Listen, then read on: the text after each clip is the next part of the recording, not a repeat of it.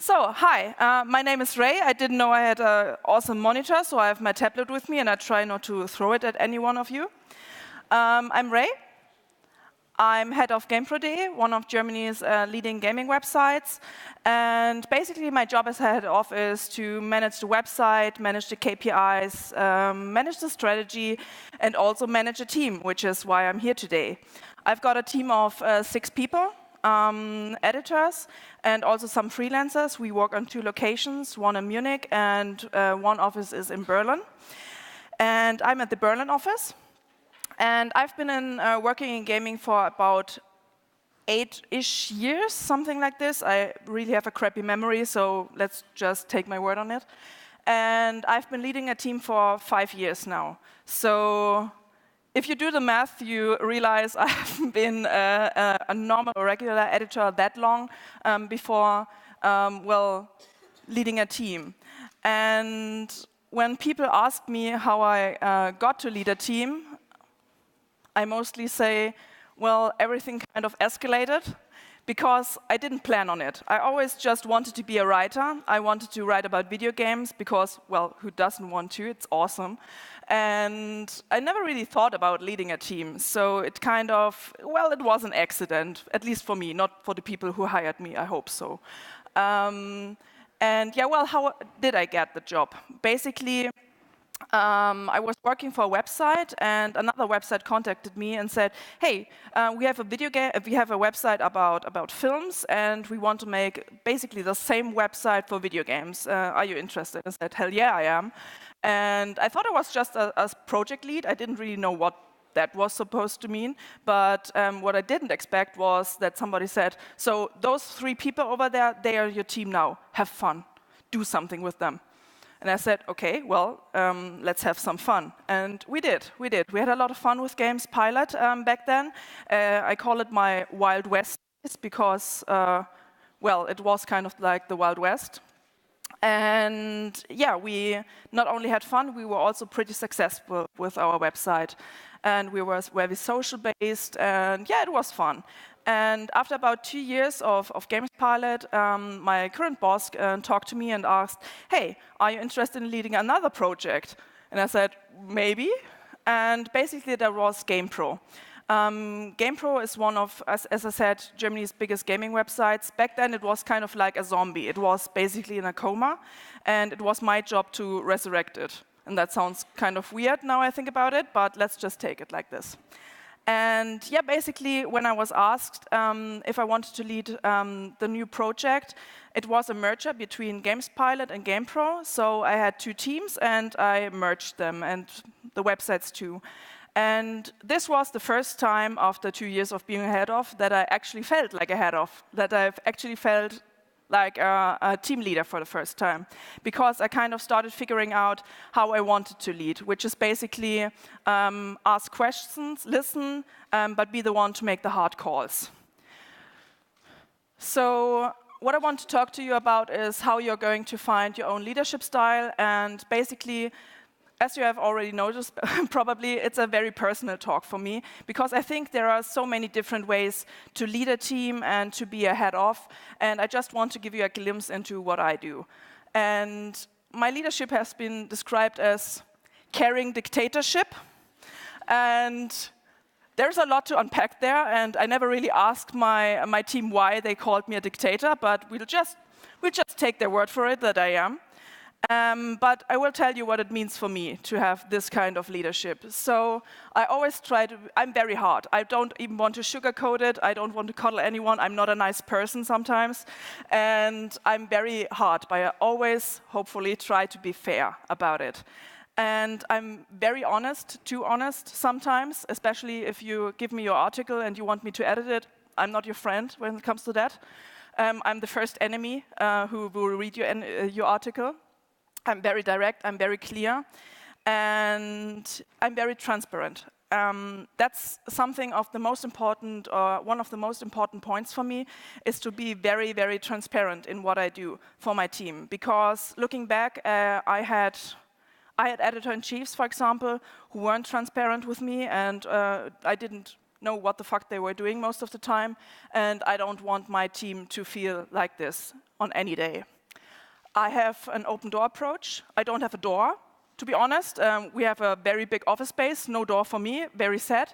But if I had a door, I had an open door policy, because I think communication is very, very important, and you are, as a team, you are stronger together, especially if you have a small team like me, especially if you are on 2 locations, and yeah, stronger together is one of the things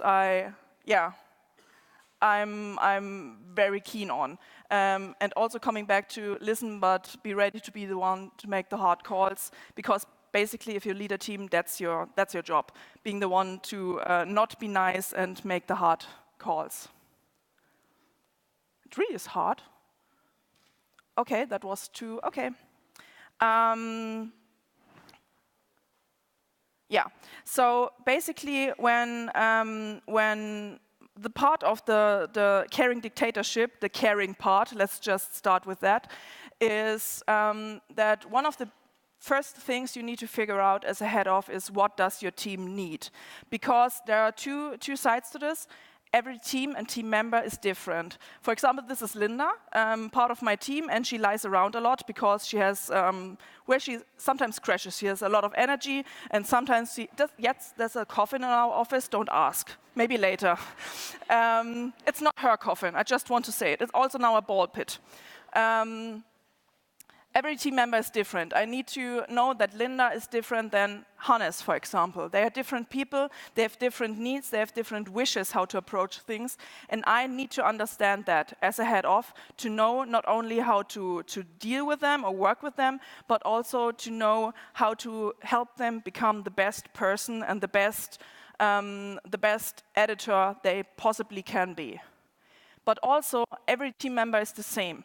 That might sound a little bit weird, but basically there are some needs that carry over, and it's very important that for you as a head of, as a team lead, every team member is the same. Even if you're, for example, friends with some people in your team, that's absolutely possible, but you need to treat everybody the same. You can't play favorites.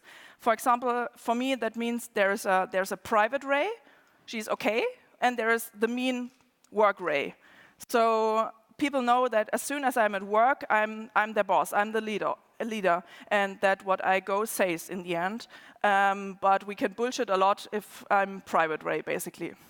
But also, as I mentioned, there are some needs that carry over, and those basic needs are, I think I've picked out 2, because I think those are the most important things that every team leader needs to understand, because it's also the 2 things that I saw most people fail with. Other head-offs, sometimes myself, and this is why I'm so very, very conscious about them. So the first is communication is key, especially if you work on different locations and have internet troubles like we had when this picture was taken. But yeah, I think over-communication is better than no communication or just too little. I communicate a lot, I talk a lot, as you hear. But yeah, I think that's very, very important. Also is understanding what your team needs in terms of communication, especially if you are on several locations, for example. For us at GamePro, that means we use a lot of tools like Slack, Telegram, and stuff like this. But also we have very dedicated talks like editorial meetings and stuff like this, or even visits across the different locations, just so that the editors can get a feel for each other, that they know how each other the other one ticks, to avoid miscommunication. Because one of the things that really can wreck your team is if there is miscommunication, because the people don't know each other and don't know how the other one ticks. The other big thing is flexibility. Flexibility for me is also a key element in leading a team successfully, because there are so many different ways to lead, and because there are there are so many different things to make wrong. And basically, flexibility means for me that even if you have the best laid out plan that on paper looks perfectly, it won't work because reality exists, and that's a problem sometimes. So what I learned and had to learn the hard way is that you need to not be afraid to. Now reading it, kill ideas sounds really bad, but what I mean basically is to kill workflows, to kill tools that don't work. Try stuff out, be flexible with your team, review everything you do, and look at it if it's the best thing for your team and for yourself. Also, something that's a little bit too small over there is there's not one true way. So that's something important too, because something works for me, it won't necessarily work for you. I've seen that with a lot of colleagues too, because I looked at something they did and thought, wow, this is really awesome, I want to do it that way, and it didn't work because my team has different needs than their team has, and the other way around. So basically, there's a reason why there are so many leadership seminars and why there are so many books written about it and workshops and stuff like this, because there are so many different approaches. And one of the things you have to learn for yourself if you want to lead a team is what works for you, what works for your team, and figuring out how you want to lead and how you need to lead. And sometimes those things are actually exclusive, but that's something you really, really need to figure out. And what can help is talking to others, of course, especially if you are lucky enough to have a mentor or an anti-mentor, something I had. I can't recommend that one. But yeah, mentorship is a very, very big topic I would love to discuss with you, but I think that would it's too big. Let's just say that. You can come by afterwards and just ask me about mentorship. I have a lot of thoughts. So basically that's what I want to say about leadership. Now let's go over to the how not to. Maybe we don't. How to stay sane, or at least kind of sane. Because honestly, I can't claim I'm really sane, so I'm not even trying to. The things I had to learn, and yes, the hard way, is stuff like trust people to do their jobs. And I know it sounds ridiculous maybe, but if you are a control freak like me, it's really hard to let go of things and also to start delegating things. Because as a head of, as a team lead, you can't do everything, especially on a day-to-day basis, especially in the regular workday. As a team lead, you do little of the things you think you will do and do a lot of other stuff. So delegating is one of the most important things I had to learn. Also finding rituals, structures, and rules for myself. Part of it is the not caring too much, and yeah, that's part of the whole dictatorship thing too. Because at one point I was making jokes that I don't want any children because I already have 6 at work, and that's not a healthy attitude. I make jokes about it now, but it really isn't a healthy attitude. You can't start mothering people. They are adults and they have to behave like it. Hopefully, at one point, sometimes, maybe. Another thing I had to learn the hard way is that you can't make everyone happy. And to be quite honest, that isn't your job. Your job is leading a team. Your job is maybe leading a website or a project or whatever, and that means you can't make everyone happy. And the sooner you understand that, the better, believe me, when it comes to this.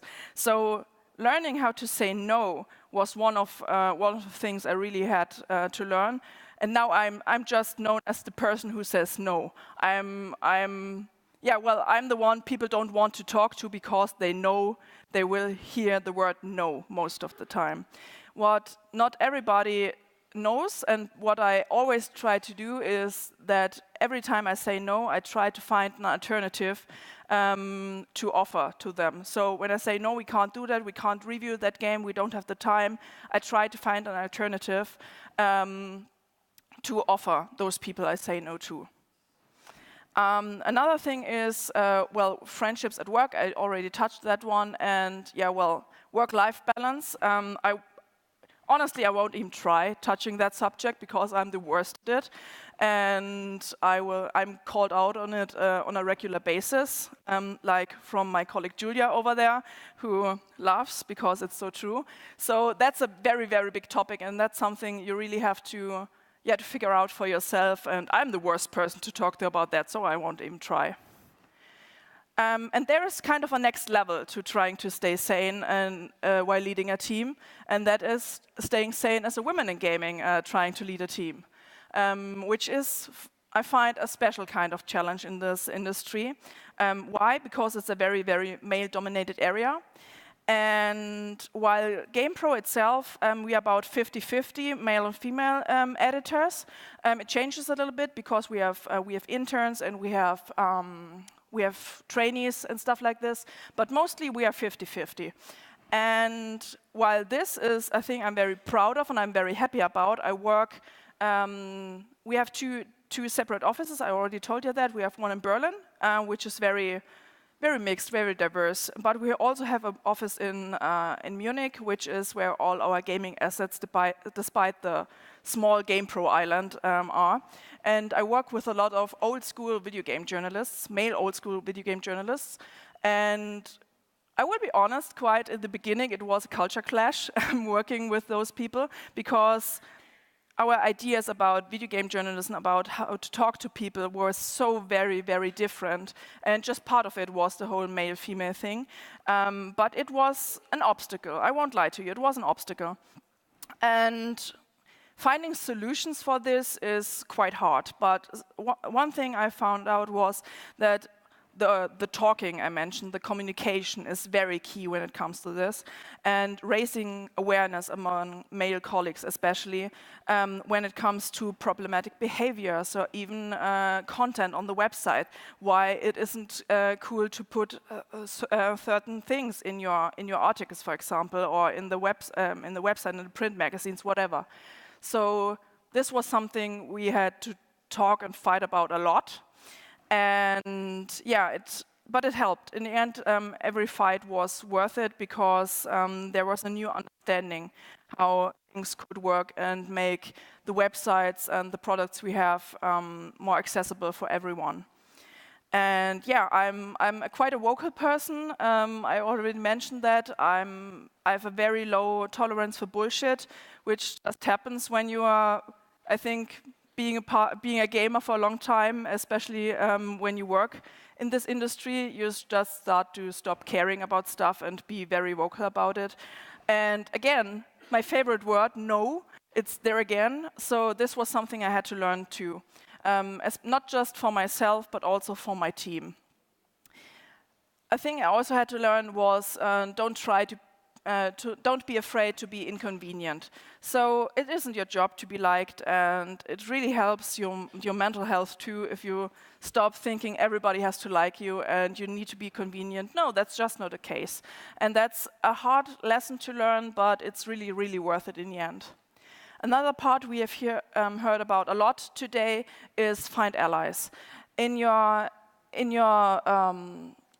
your workplace, friends outside, other team leads, it really, really helps finding allies, people you can talk to, people you can brainstorm with. And the most important part, I think, is people to be honest with. Just say if you have problems, just talk to them and say, okay, it didn't work out like this, I fucked up, whatever. It's very important to find people you can be honest with and who know how you tick and who are on a baseline, have the same, or not the same opinion, but have the same morality as you, ethical standards, I don't know, something like this. I hope you know what I mean. And also, I think the very, very most important thing is diversify your team. And that's something actually that as a woman in gaming, I would say I had it easier than a lot of my male colleagues. There's a small story I always like to tell when it comes to this. I was having lunch with one of our French colleagues from Webedia who worked at Jeux Vidéo back then, so basically France's biggest gaming website. And we had lunch, and he said, well, I'm looking for an editor, and I don't know what's happening. I've got 99% male applications and no female. And I said, yeah, well, your whole website is full of porn bots. What do you expect? So I think there were no female editors at the time, I think. There was a website that didn't speak to female players or editors, and he didn't get any applications by women. And so he had it very hard to diversify his team. On the other hand, with Games Pilot, I think about 70 or 80% of every application I got was by a female editor. So that's something you need to understand too, that the image you project outside, the fact that you maybe are a woman leading a team in a hiring position sends a certain message, and that message is it's possible. And this is a message that's for us as women maybe easier than for our male allies who try to diversify their teams. And a bonus, always have the right GIF. For me, it's I am no man. I have a very gender-neutral name, and people don't get that I'm not a Mr. or a Sir, despite the pictures. I tried not to take that personally. And yeah, this is the picture or the GIF I mostly send in emails when people call me Sir, and I just ignore the rest. So having the right GIF is perfect. So this is my bonus suggestion for you. And that was it, actually. Okay, thank you so very much for your attention.